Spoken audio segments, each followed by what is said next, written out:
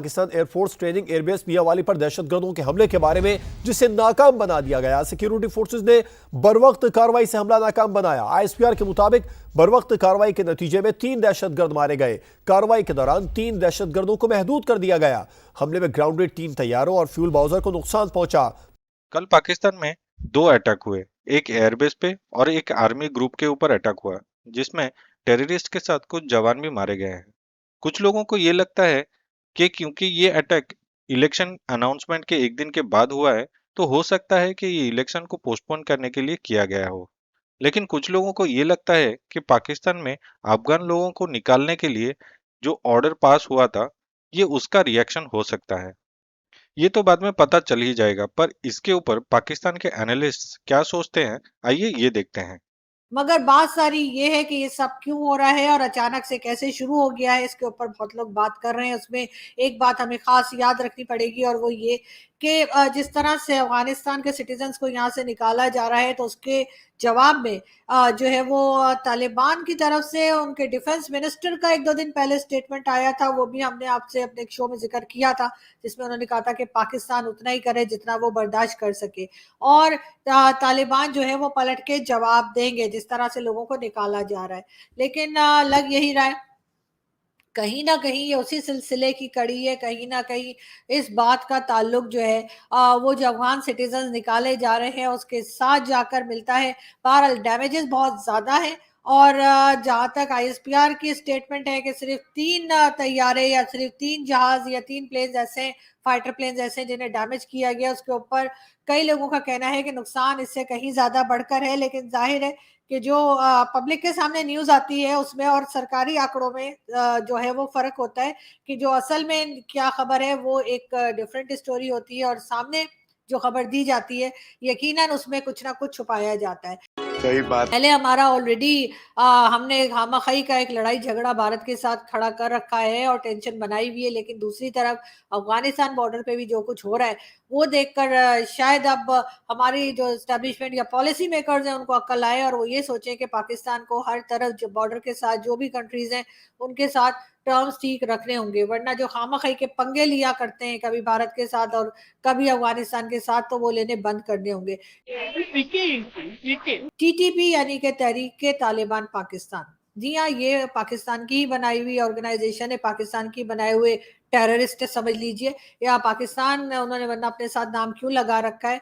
लेकिन उन्हीं के साथ उन्हीं का एक हिस्सा जो है तहरीक जिहाद के नाम से, ये लोग भी जो है वो बहुत टेररिज्म करते हैं, मारकाट करते हैं, अटैक्स करते हैं। और ये जो आज मियांवाली का अटैक है इसके बारे में यही बताया जा रहा है कि ये अटैक जो है वो तहरीक जिहाद वालों की तरफ से था। बहरहाल कोई भी करे, अफगानिस्तान की तरफ से हुआ है, ये बात तो साफ है, ये बात तो तय है।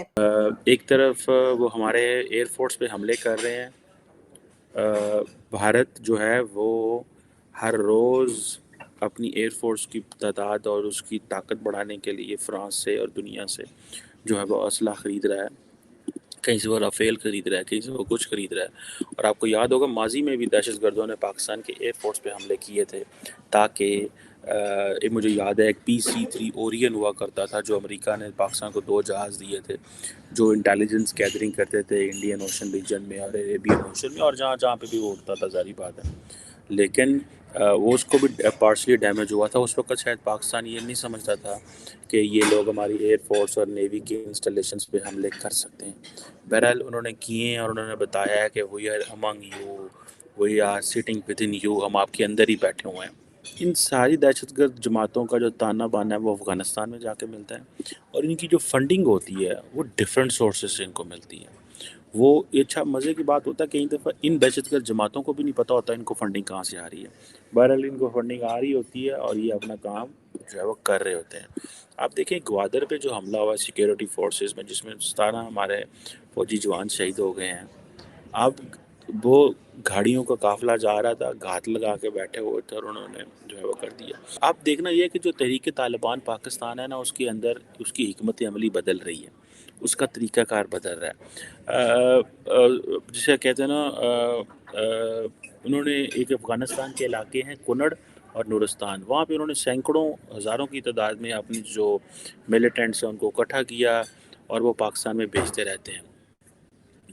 और लास्ट ईयर आप इसी साल आपको पता है, थोड़ा अच्छा पहले चित्राल पे एक उन्होंने बड़ा ऑर्गेनाइज हमला किया था, जो कहा जाता है इंतहाई संजीदा कोशिश की थी अफ़गान तालिबान और टीटीपी ने कि पाकिस्तान का कोई इलाका कैप्चर कर लिया जाए, कि अलकायदा के वो करीब भी हैं और अलकायदा से दूर भी हैं। ठीक है जी। और अभी वो कहते हैं जी हम अलकायदा से कोई ताल्लुक़ नहीं है, अब हम उनसे अलहदा हैं, बिल्कुल हम एक लोकल ऑर्गेनाइजेशन है, क्योंकि अब अलकायदा एक ग्लोबल टेररिस्ट ऑर्गेनाइजेशन है और वो सब सारी बातें समझते हैं कि ये जो ग्रुप है ये क्या कर रहा है और ये सारा कुछ क्या हो रहा है। सो टीटीपी को ये है कि अगर हम इतनी बड़ी ग्लोबल टेररिस्ट ऑर्गेनाइजेशन से के अलायंस करेंगे तो हम फारग हो जाएंगे। वो तो सिलसिला काफी अरसे से चल रहा है। वो मारते हैं आके पहले, उसके बाद जाहिर है कि उनको मारा जाता है, अगर वो पकड़े जाएं या मारे जाएं या वो भाग जाते हैं। तो जिन दहशतगर्द तंजीमों की बात की जा रही है उसमें एक तो है टीटीपी। तो टीटीपी से तो डायलॉग चल रहा था, उस डायलॉग का क्या हुआ आपका? रुक गया वो डायलॉग। उनको तो कौमी धारे में लाया जा रहा है। उनको तो आप कह रहे हैं कि बड़े अच्छे प्यारे लोग बनाकर, हैं, उनको अब कौमी धारे में शामिल किया जाएगा। बल्कि मैं तो कहती हूँ कि उनको बड़ी-बड़ी पोस्टें दे दें, उस पे बिठा दें उनको। हो तो कुछ ऐसे ही रहा था।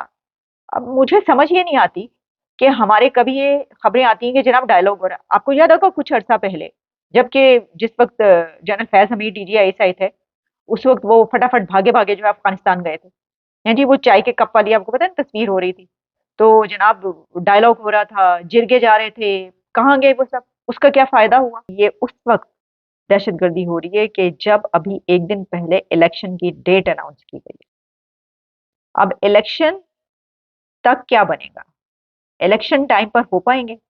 इसकी वजह ये है कि ये दहशतगर्दी जिस तरीके से बढ़ रही है, तो पूरे मुल्क में इलेक्शन करवाने के लिए सिक्योरिटी फोर्सेस कितनी बड़ी तादाद में आप तैनात करेंगे, जो आपको करनी पड़ेगी। जलसे होंगे, जुलूस होंगे, पॉलिटिकल पार्टी अपनी-अपनी कैंपेन चलाएँगी। तो दहशतगर्दी के जब वाक़यात ऐसे हो रहे हों, तो पॉलिटिकल पार्टीज़ आज़ादी के साथ अपनी इलेक्शन कैंपेन कैसे चला पाएँगी? ये सोचने वाली बात है। पागल ही होगी मुझे लग रहा है कुछ, कि टूरिज़्म की बात करें, मतलब कौन-सा टूरिज़्म हमारे मुल्क में है ऑलरेडी कि जो ये इन हमलों की वजह से खत्म हो जाएगा। हाँ, ये ज़रूर है कि जो क्रिकेट के अगर मैचेज़ हो रहे होते थे, भज जाना सी सारे, मतलब उन्होंने भाग जाना, उन्होंने कहा था बढ़ जाओ, असी की करिए मतलब। तो ये शुक्र करें कि आप उससे उस एक एम्बैरेसमेंट से बच गए हैं। और अच्छा किया कि वो नहीं माने, इंडिया वाले नहीं माने कि मैचेज़ यहाँ पर भी हों, उन्होंने अच्छा किया, वरना इस वक़्त बड़ी शर्मिंदगी हो रही होती। लोग तो ये भी कह रहे हैं कि ये इलेक्शन से भागने की तैयारी है, कि कोई इलेक्शन नहीं होंगे, ये ऐसी है, ये दहशतगर्दी बढ़ती चली जाएगी, हमले इतने ज़्यादा होंगे कि फिर जो इलेक्शन है वो कहा जाएगा कि नहीं कैंसल हो गए, ये अब नहीं हो सकते। इन हालात में इलेक्शन कैसे हो सकते हैं, ये तो आगे ले जाने पड़ेंगे। जब भी हम कोई पठान इधर आता है, लाहौर में आता है या इस्लामाबाद पिंडी आते हैं, तो सब कहते हैं वो देखो पठान जा रहा है, वो देखो पठान जा रहा है। मतलब ये क्यों होता है? हम भी पाकिस्तानी है, हम भी इधर का है। अगर कोई मतलब लाहौर से या पंजाब से कोई इधर आता है ना, तो हम उसको बहुत रिस्पेक्ट देते हैं। उसको जो रिस्पेक्ट हम देते हैं वो हम भी एक्सपेक्टेड करते हैं कि हमें भी इधर इज्जत मिलती, तो वो नहीं मिलता। उसी वजह से जो है ना, उसी वजह से अफगानिस्तान वाले भी कहते हैं कि आप लोगों की कदर नहीं करते तो हमारे क्या कदर करेंगे। मेरे ख्याल में तो यही एक वजह है बस।